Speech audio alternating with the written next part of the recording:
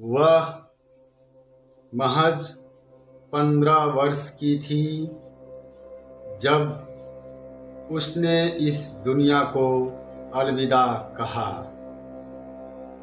लेकिन अपने मृत्यु के उपरांत वह 20वीं सदी की सबसे चर्चित तथा प्रसिद्ध लड़की बन गई। आखिर ऐसी क्या बात थी उस गुमनाम जिंदगी जीने वाली लड़की के साथ? आइए हम इसके लिए इतिहास के पन्नों की तरफ चलते हैं। दूसरा विश्व युद्ध 1 सितंबर 1939 को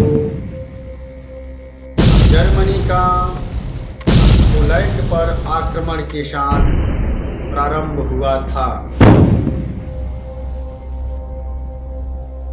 उस युद्ध के दरमियान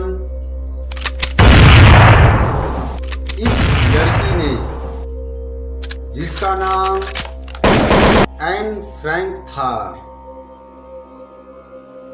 एक डायरी लिखी थी जिसने इसे प्रसिद्ध कर दिया।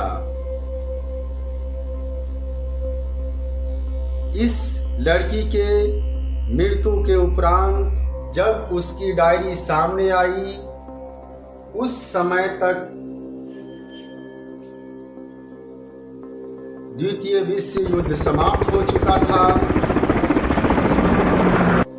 और देखते ही देखते विश्व के 60 भाषाओं में यह डायरी प्रकाशित हो गई। आखिर इस डायरी में ऐसी क्या बात थी? वह एक यहूदी लड़की थी तथा जर्मन तानाशाह हिटलर की नाजी सेना ने जर्मनी में रह रहे यहूदियों पर अत्याचार कर रहे थे। उन यहूदियों को कंसंट्रेशन कैंप में जबरन भेजा जाने लगा, जहां असहनीय यातनाएं झेलनी पड़ती थी। नाजियों के अत्याचार से बचने के लिए यह लड़की एन फ्रैंक, उसके माता पिता तथा बड़ी बहन जर्मनी के फ्रंट शहर से एम्स्टर्डम नामक शहर में सीक्रेट एनेक्स में जाके छुपकर रहने लगे। 6 जुलाई 1942 से वहां वे लोग 2 वर्ष 35 दिन छुपे रहे, लेकिन अंततः वे लोग पकड़े गए और उन्हें कंसंट्रेशन कैंप भेज दिया गया। उन 2 वर्ष 35 दिन की अवधि में उस कन्या ने उस डायरी में जो कुछ भी लिखा था, उसके कुछ अंश 10वीं कक्षा के अंग्रेजी विषय के फर्स्ट फ्लाइट नामक पुस्तक में उल्लेखित है। आज हम लोग उस डायरी के ही कुछ अंश का अध्ययन करेंगे।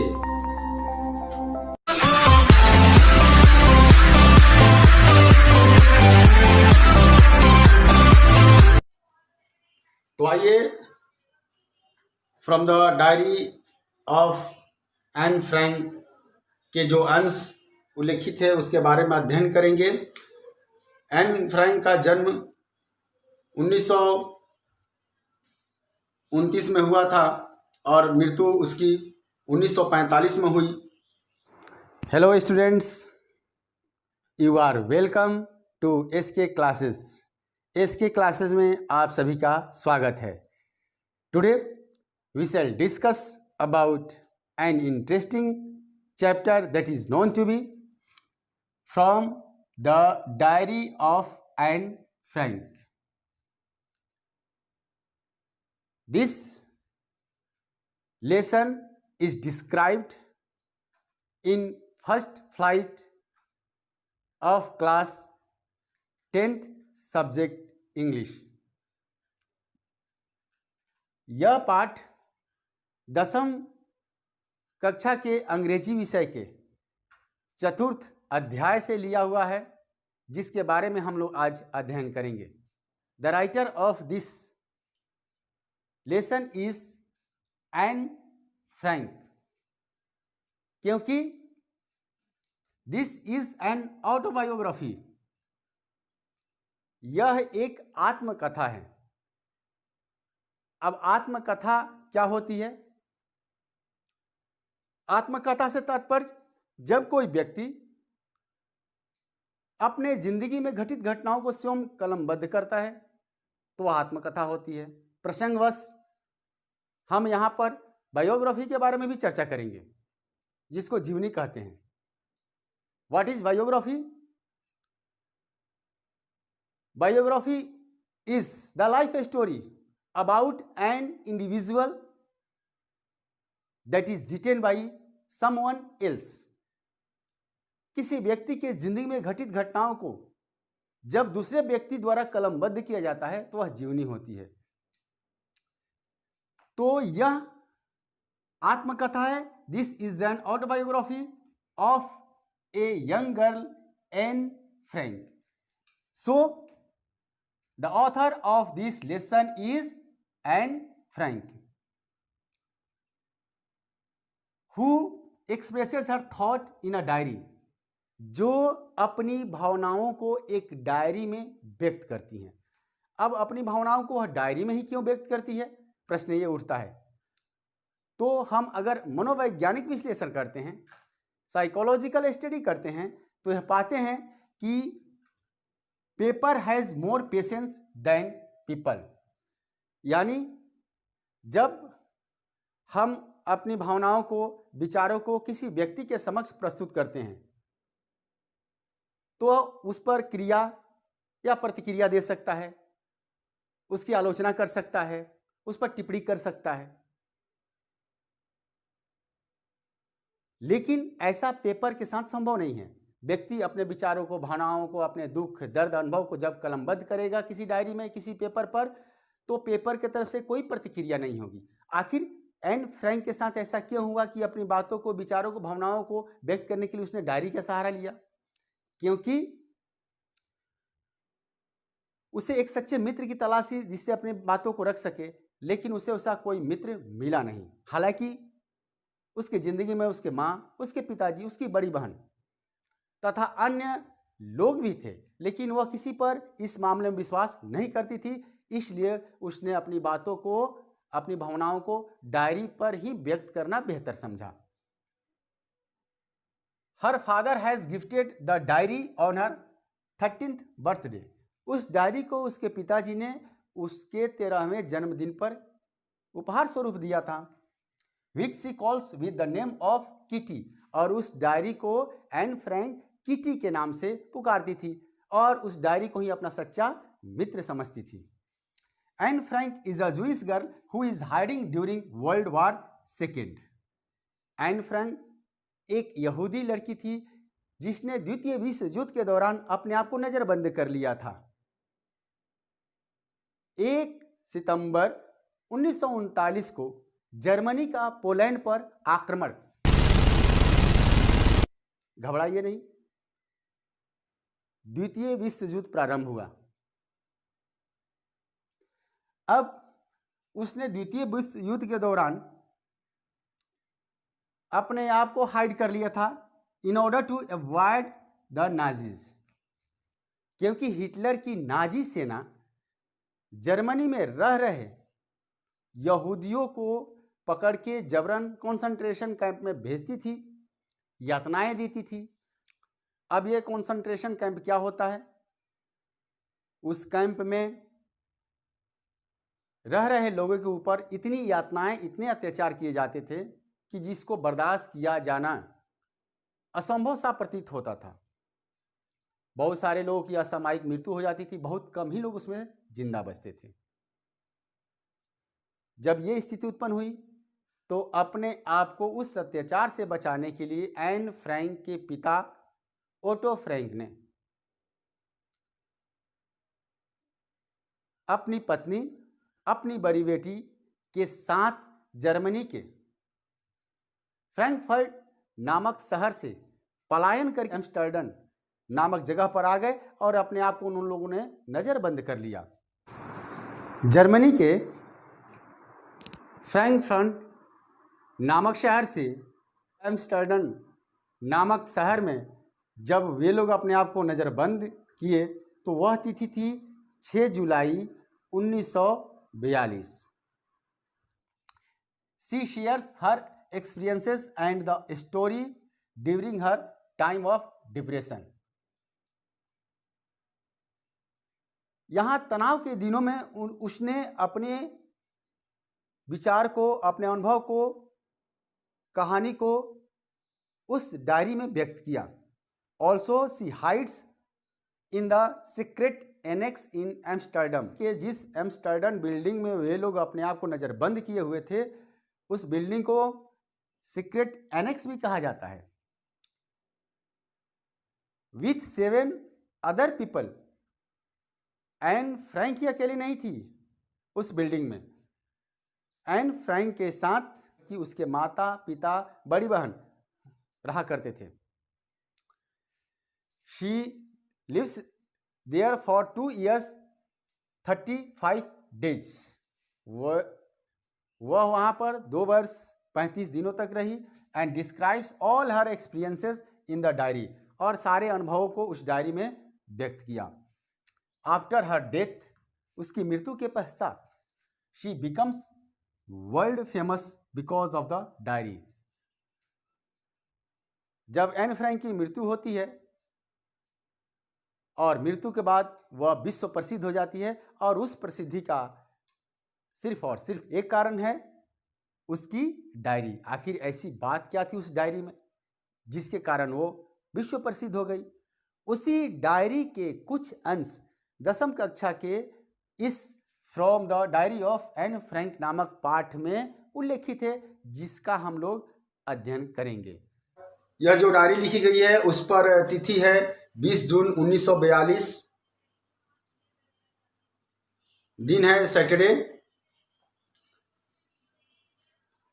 1941 की ग्रीष्म ऋतु में जब एन फ्रैंक की दादी माँ बीमार पड़ गई और उस दादी माँ का ऑपरेशन कराना पड़ा, लेकिन वह बच नहीं पाई और जनवरी 1942 में वह परलोक सिधार गई।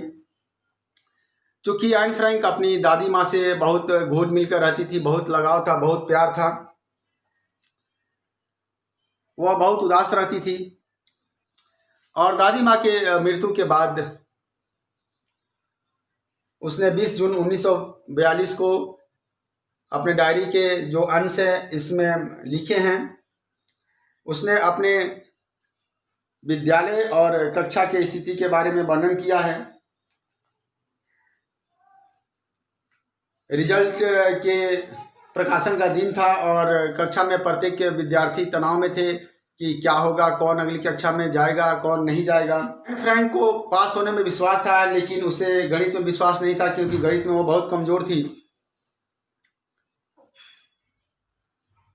सजा के रूप में जो गणित के टीचर थे मिस्टर किशिंग ने एक होमवर्क दिया।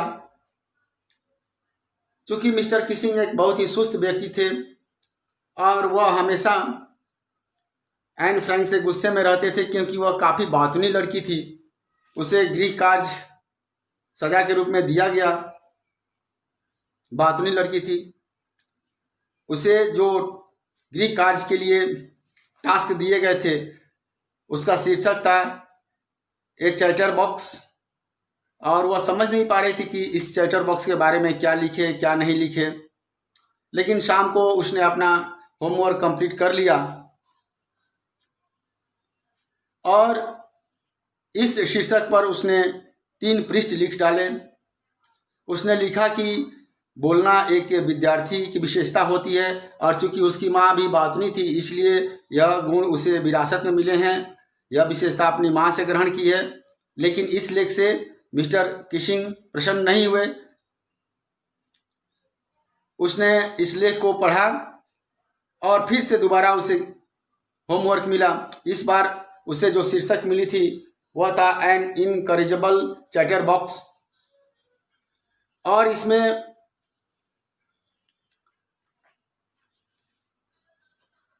उसने जो कुछ भी लिखा इससे मिस्टर किशिंग संतुष्ट हो गए। वह 2 पाठों तक नहीं बोली लेकिन तीसरे पाठ में फिर बोलना प्रारंभ कर दिया। फिर उसे एक और लेख लिखने को कहा गया। यह था quack quack quack said mistress chatterbox. इससे सुनकर क्लास में जो अन्य विद्यार्थी थे वे खूब हंसे, वह भी हंसी। अब वह कुछ मूल लिखना चाहती थी और उसकी एक मित्र थी जिसका नाम सेन था। वह कविता में बहुत अच्छी थी। उसने कहा कि इस शीर्षक को तुम पद्य में लिखो और इसके लिए उसने सहायता भी की।